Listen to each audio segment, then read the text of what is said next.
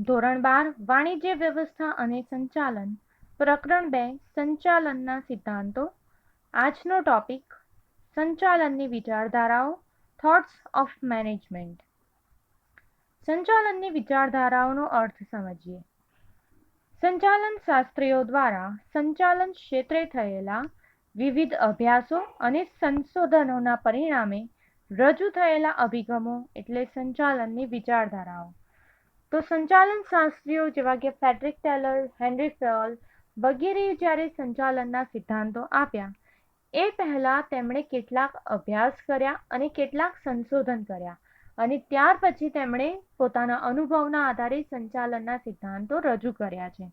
તો તેના પરિણામે તેમના મત મુજબ એટલે કે અલગ અલગ સંચાલન શાસ્ત્રીઓના મત મુજબ જે અભિગમો રજૂ કરવામાં આવ્યા છે તેને સંચાલનની વિચારધારાઓ કહેવામાં આવે છે.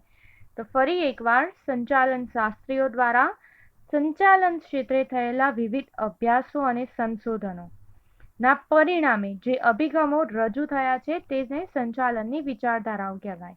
અને આ પ્રશ્ન MCQsમાં પૂછાઈ શકે કે સંચાલન ક્ષેત્રે જે અભ્યાસ અને સંશોધનના આધારે રજૂ થયું છે તેને શું કહેવામાં આવે છે? તો રજૂ થયેલા અભિગમોને સંચાલનની વિચારધારા કહેવામાં આવે છે. તો આ અર્થ આ 5 શબ્દોની મદદથી યાદ રાખવાનો છે કે સંચાલન શાસ્ત્રીઓ દ્વારા સંચાલન ક્ષેત્રે થયેલા વિવિધ અભ્યાસો અને સંશોધનોના પરિણામે રજૂ થયેલા અભિગમ એટલે સંચાલનની વિચારધારાઓ. સંચાલનની કુલ 4 વિચારધારાઓ છે. આ 4 વિચારધારાઓમાંથી કોઈ પણ એક વિચારધારા બોર્ડની એક્ઝામમાં 3 ગુણમાં કે 2 ગુણમાં પૂછાઈ શકે છે અને આ વિચારધારાઓમાંથી કોઈ પણ પ્રશ્ન 2 માર્ક્સમાં અથવા તો MCQs તરીકે પણ પૂછાઈ શકે છે. તો સંચાલનની કુલ 4 વિચારધારાઓ છે: પ્રશિષ્ટ વિચારધારા, નવપ્રશિષ્ટ વિચારધારા, વર્તન સંબંધી વિચારધારા અને આધુનિક વિચારધારા.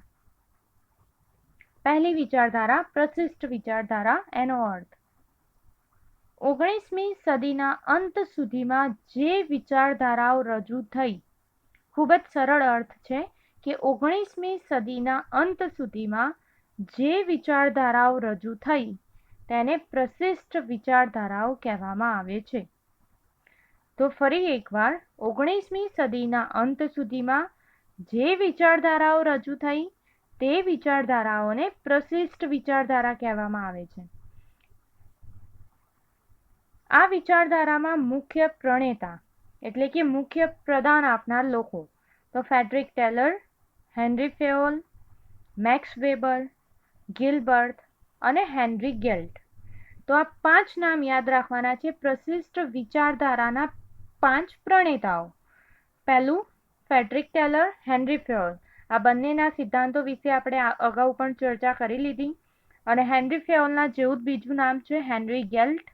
એ સિવાય એક મહત્વનું પ્રદાન આપનાર છે મેક્સ વેબર, જેમના વિશે હમણાં આપણે અભ્યાસ કરવાનો છે, અને ગિલબર્ટ.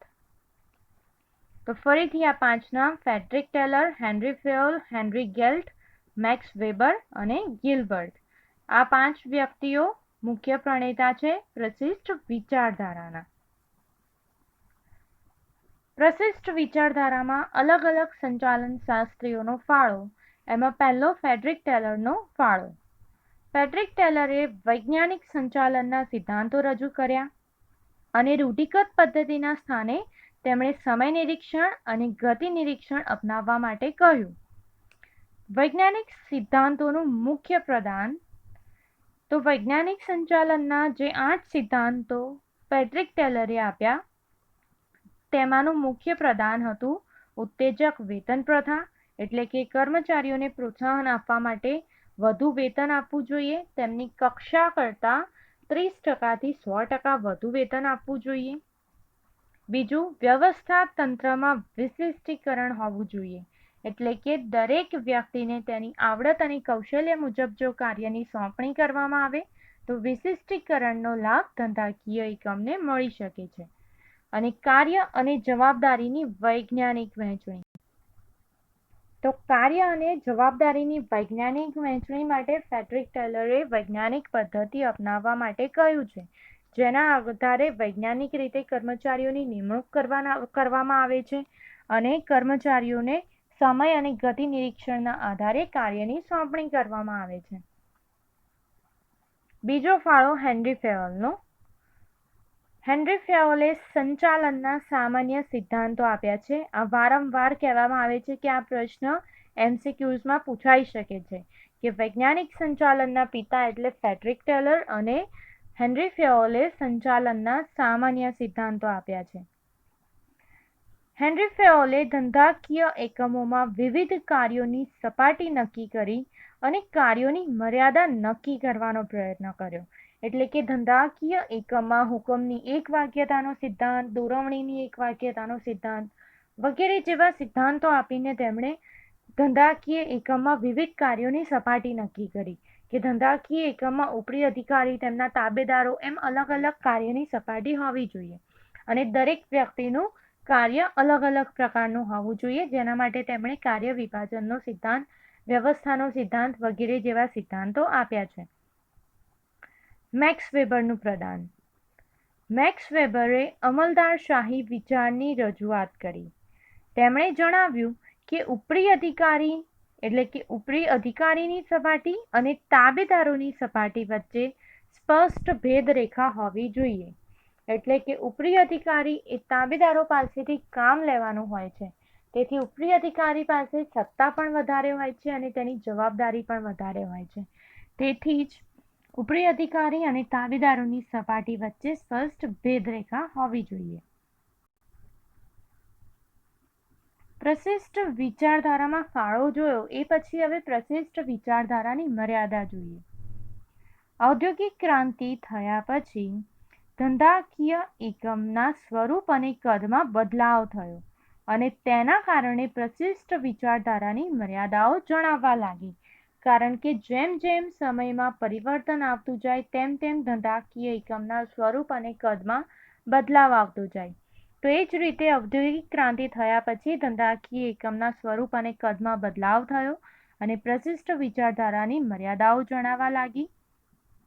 તો પ્રશિષ્ટ વિચારધારાઓની મર્યાદા આ પ્રમાણે હતી કે કર્મચારીઓ વચ્ચેના અવૈધિક સંબંધોની અવગણના કરવામાં આવતી હતી. એટલે કે કર્મચારીઓ જ્યારે પણ ધંધાકીય એકમમાં કાર્ય કરે ત્યારે તેમની વચ્ચે ફોર્મલ રિલેશન તો હોય જ છે કે હા, બંને એકબીજાના સહકર્મચારી છે કે કોઈ તાબેદાર છે, કોઈ ઉપરી અધિકારી છે, તે પ્રકારના સંબંધો તો હોય છે. પરંતુ જ્યારે તેઓ કાર્ય કરવાનું શરૂ કરી દે ત્યારે અવૈધિક સંબંધો પણ રચાતા હોય છે. તો કર્મચારીઓ વચ્ચેના અવૈધિક સંબંધની એ વિચારધારામાં અવગણના કરવામાં આવી હતી. બીજું, માનવીય અભિગમને ઓછું મહત્વ આપવામાં આવતું હતું અને કર્મચારીઓને પ્રોત્સાહિત કરવા માટે ફક્ત નાણાકીય ઉત્તેજનને વધુ મહત્વ આપવામાં આવતું હતું. એટલે કે આ વિચારધારામાં જો કર્મચારીને પ્રોત્સાહન આપવું છે તો ફક્ત એમને વધારે વેતન આપો, વધારે બોનસ આપો, વધારે સેલરી આપો, એ પ્રકારે ફક્ત નાણાકીય ઉત્તેજનને જ વધુ મહત્વ આપતા હતા. તો આ પ્રકારે પ્રશિષ્ટ વિચારધારાની 3 મર્યાદાઓ હતી. આ પણ 2 માર્ક્સમાં કે પછી MCQsમાં પૂછાઈ શકે છે કે કઈ વિચારધારામાં કર્મચારીઓના અવૈધિક સંબંધોની અવગણના કરવામાં આવતી હતી અથવા તો કઈ વિચારધારામાં કર્મચારીઓને પ્રોત્સાહિત કરવા નાણાકીય ઉત્તેજનને વધુ મહત્વ આપવામાં આવતું હતું. તો આ રીતે MCQsમાં પણ પૂછાઈ શકે. એ પછીની બીજી વિચારધારા નવપ્રશિષ્ટ વિચારધારા. તો કોઈ પણ બાબત હોય એની મર્યાદા હોય, એ મર્યાદાના કારણે જ કંઈક નવી બાબતનો ઉદ્ભવ થાય છે. ઉદાહરણ તરીકે વૈયક્તિક માલિકી અને ભાગીદારી પેઢીની મર્યાદાના કારણે કંપનીનો ઉદ્ભવ થયો.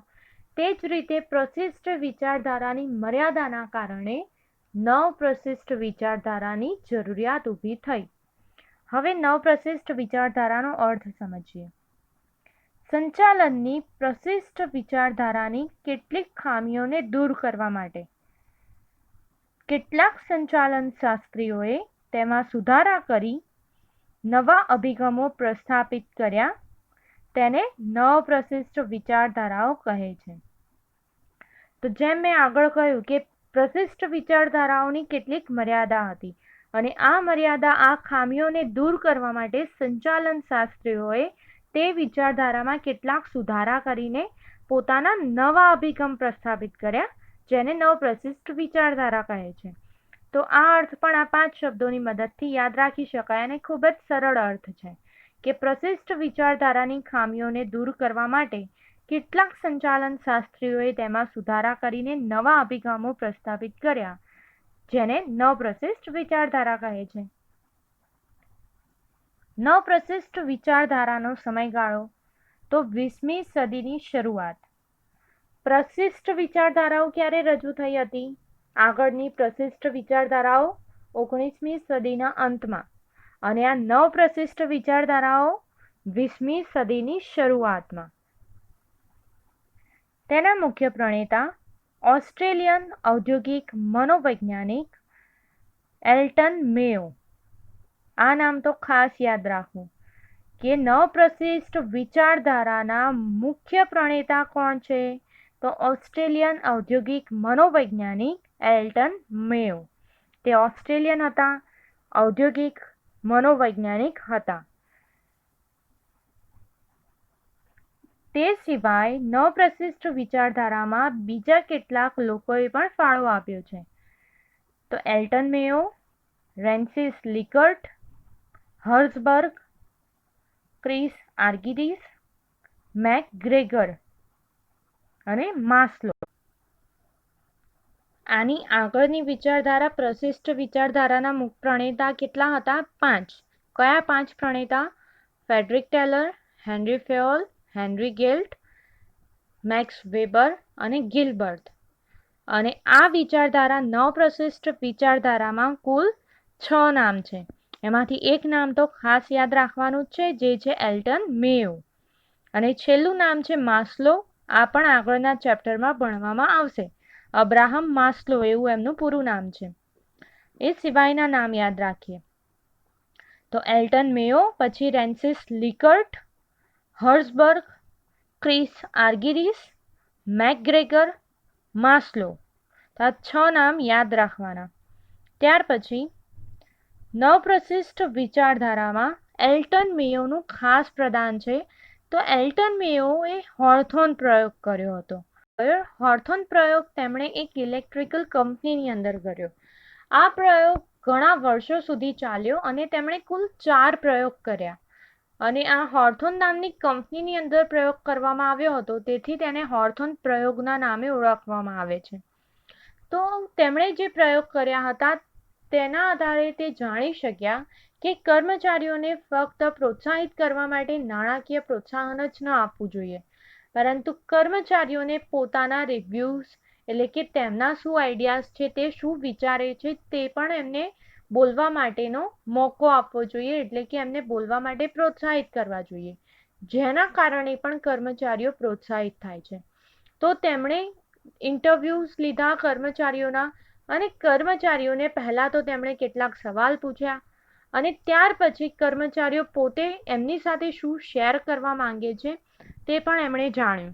તો જ્યારે પણ કર્મચારીઓને તેમના વિચારો શેર કરવા માટેનું જો તક આપવામાં આવે તો તેના કારણે તેઓ વધુ પ્રોત્સાહિત થાય છે. તેથી જ એલ્ટન મેયોએ વર્તનવાદી વિચારધારાને મહત્વ આપ્યું અને તેમણે વર્તનલક્ષી અભિગમ અને જૂથ વર્તન પર વધારે ભાર મૂક્યો છે. એટલે કે જો કર્મચારીઓ જૂથમાં કાર્ય કરે તો તેના કારણે પણ ઉત્પાદકતામાં વધારો થાય છે. તો નવપ્રશિષ્ટ વિચારધારા એ પ્રશિષ્ટ વિચારધારાની મર્યાદાના કારણે ઉદ્ભવી છે. એટલા માટે નવપ્રશિષ્ટ વિચારધારા રજૂ કરતી વખતે પ્રશિષ્ટ વિચારધારાને આધાર એટલે કે બેઝ તરીકે લેવામાં આવી છે અને પ્રશિષ્ટ વિચારધારાને ધ્યાનમાં રાખીને નવપ્રશિષ્ટ વિચારધારા બનાવવામાં આવી છે. તો પ્રશિષ્ટ વિચારધારા કરતાં નવપ્રશિષ્ટ વિચારધારામાં કઈ બાબતનો ઉમેરો એટલે કઈ બાબત વધારાની જોવા મળે છે? તો આ વિચારધારામાં અવૈધિક વ્યવસ્થાતંત્ર એટલે કે કર્મચારીઓ વચ્ચેના આંતરિક સંબંધોની વાત તેમાં હોય છે. માનવ વર્તન અને માનવ સંબંધો અને પ્રેરણા એટલે પ્રોત્સાહન, મોટિવેશન.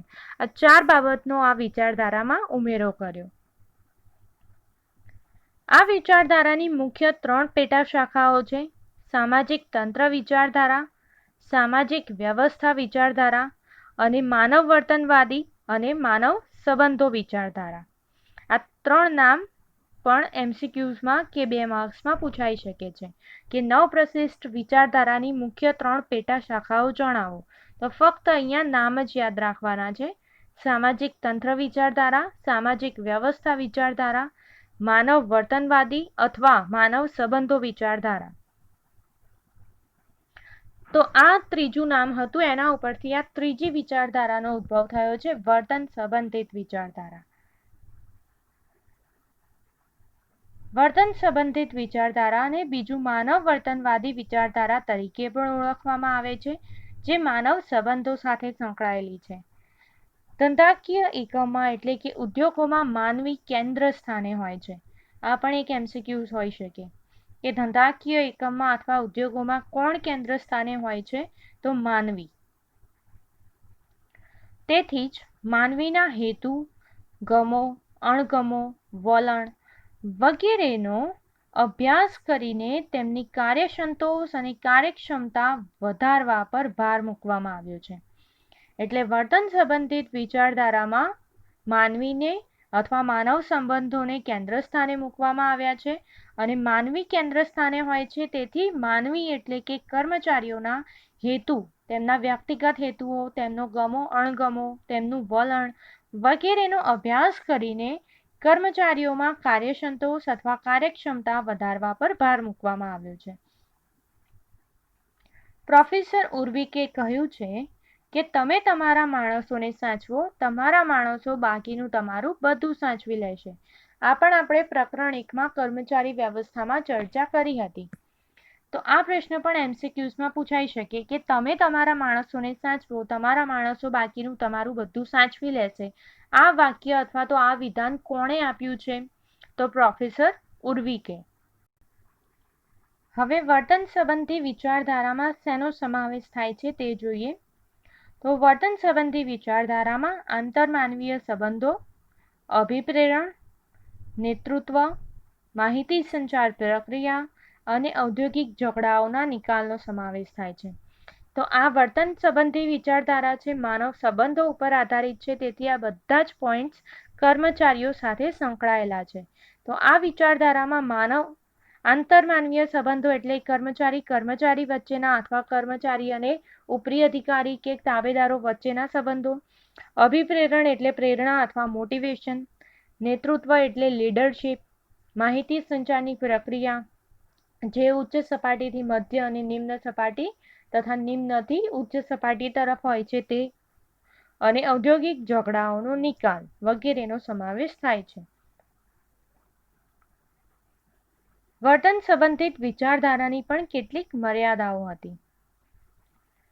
તો આ જે ખ્યાલ છે એ વધુ પડતો મનોવૈજ્ઞાનિક અભિગમ ઉપર આધારિત છે. તો આપણે આગળ જોયું તેમાં સમાવેશ પણ શેનો થાય છે?